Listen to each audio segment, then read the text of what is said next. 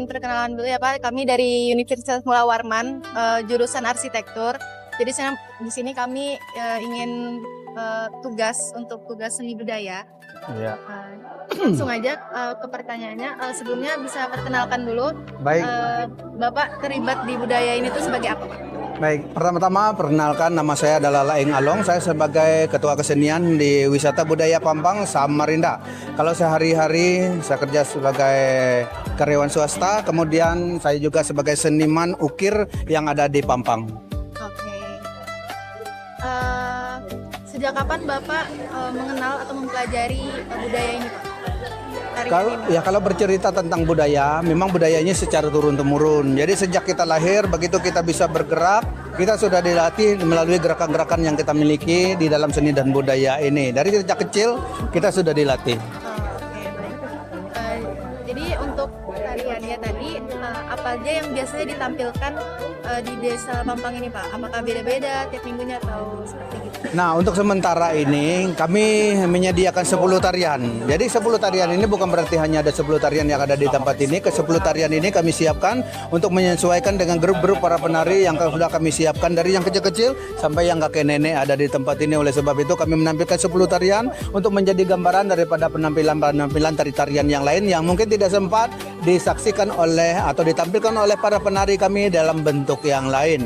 Jadi dengan harapan dengan menyaksikan ke 10 tarian ini akan menjadi gambaran daripada tari-tarian yang lain yang tidak sempat ditampil. Apabila kita ingin menyaksikan penampilan yang lain, boleh datang pada masa-masa sepertinya pada festival tahunan yang kami selenggarakan untuk memeriahkan ulang tahun Pampang dan sekaligus dalam pesta panen. Di sana kami akan menampilkan beragam penampilan. Jadi kalau hari Minggu ini khusus kami tampilkan untuk mewakili daripada regu-regu atau grup-grup para penari dari yang kecil-kecil sampai yang besar-besar. Oleh sebab itu 10 tarian saja untuk menghemat durasi waktu 1,5 jam sampai 2 jam di tempat ini.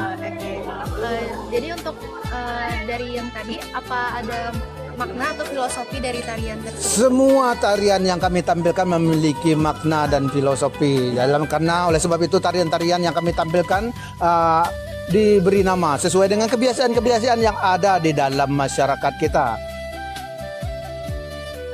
Jadi apakah setiap gerakan di setiap tarinya itu tuh punya arti tertentu gitu? Nah, arti dari setiap penampilan daripada tari-tarian ini tidak di setiap gerakan. Cukup melalui nama atau judul tarian tersebut maka sudah terbayang apa yang ingin kita gambarkan di dalam tarian tersebut dan apa yang ingin kita sampaikan kepada masyarakat secara umum atau kepada masyarakat kita melalui nama tari-tarian tersebut. Jadi untuk kan tadi ada kostum atau yang dipakai selamat di tari ya Pak. Baik. Apakah ada makna khusus di baju pakaiannya tersebut? Kalau pakaian yang kami gunakan di dalam penampilan seni dan budaya ini secara umum untuk menggambarkan hal-hal secara umum yang boleh yang biasa kita laksanakan di dalam kehidupan kita sehari-hari, itu diwakili dari penampilan pakaian-pakaian yang kami kenakan, baik dari gelang,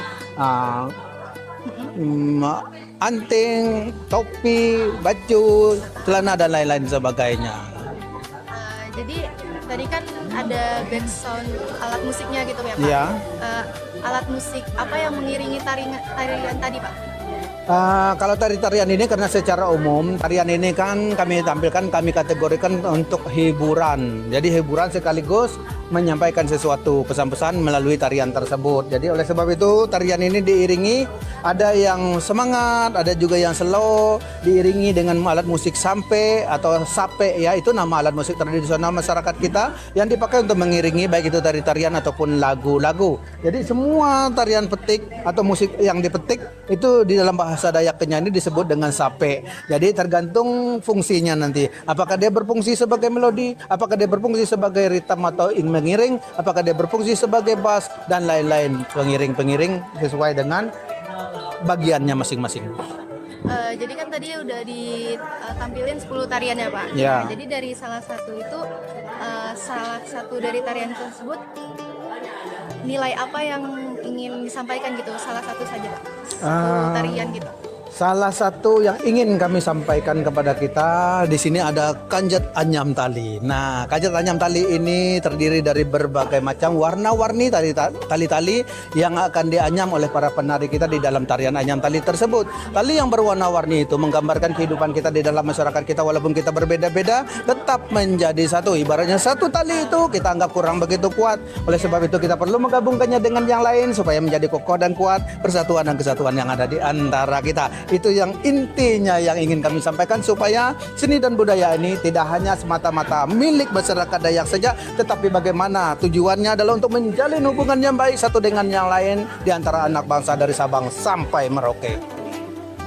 Jadi kan ini sudah penampilannya ya Pak. Jadi Ya. untuk dibalik penampilannya ini, bagaimana cara belajar tarian ini? Apakah ada pelatihan khusus atau gimana gitu dari? Tentu saja, setiap nama tarian ini mereka akan mempelajarinya sesuai dengan grup-grup umur atau kelompok-kelompok yang sudah disiapkan sedemikian rupa. Maka mereka akan dilatih oleh para senior-senior mereka, kakak-kakak mereka yang lebih besar dari mereka. Mereka lah yang akan melatih adik-adik mereka untuk mempelajari jenis-jenis tarian tersebut. Apa upaya Bapak di sini kayak untuk melestarikan tarian ini tuh agar nggak hilang?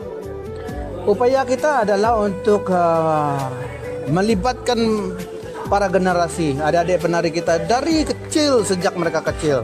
Nah, untuk tampil di tempat ini dengan demikian mereka akan terlatih dan terbiasa. Dengan harapan semakin mereka besar, mereka pun semakin mengerti, pandai di dalam berseni dan budaya.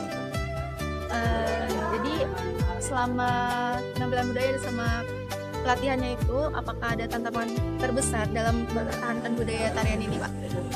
Kalau seni dan budaya ini kita tidak ada bercerita tentang mempertahankan, karena seni dan budaya ini adalah turun temurun dari nenek moyang, ada di dalam hati jiwa kita masing-masing.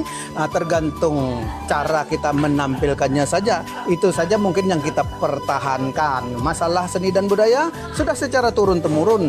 Walaupun kita tidak bisa menari, bukan berarti kita tidak berbudaya, karena berbudaya di sini adalah intinya apa yang digambarkan di dalam di dalam tarian tersebut, bukan berarti bagaimana cara menampilkannya, tetapi apa yang digambarkan di dalam tarian tersebut, itu yang dimaksud dengan seni dan budaya yang kita miliki.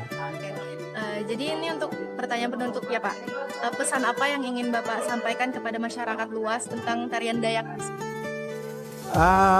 Pesan yang ingin kami sampaikan kepada masyarakat luas, maka kita harus mencintai daripada seni dan budaya yang kita miliki, karena ragam seni dan budaya yang kita miliki dari Sabang sampai Merauke itu adalah kekayaan bangsa kita. Karena sekaligus seni dan budaya ini menjadi identitas kita dimanapun kita berada, untuk menunjukkan identitas kita kepada masyarakat yang ada di luar atau dunia-dunia lain.